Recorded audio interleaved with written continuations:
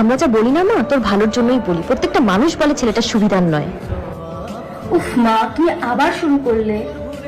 মানুষ না কেউ কারো ভালো দেখতে পারে না, আর আমি যে একটা ভালো ছেলে পাচ্ছি সেটা কেউ সহ্য করতে পারছে না, তাই তোমার কানে এসব কথা বলছে। আর তাছাড়া আমার তোমরা তো এটা চাও যে আমি ভালো থাকি, আর আমি ভালো ওর সাথেই থাকবো। তুমি একটু ভরসা রাখো না।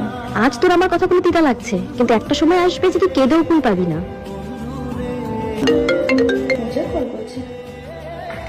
হ্যালো, হ্যাঁ বল।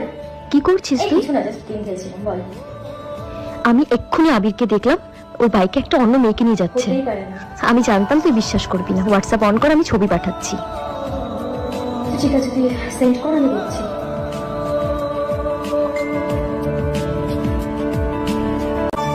একদিন যার জন্য তুমি সবার বিরুদ্ধে যাবে, একদিন সেই তোমাকে এভাবে ঠকিয়ে চলে যাবে। একটা কথা জানলে তো, বাবা মার কথা বাসি হলেও ফলে।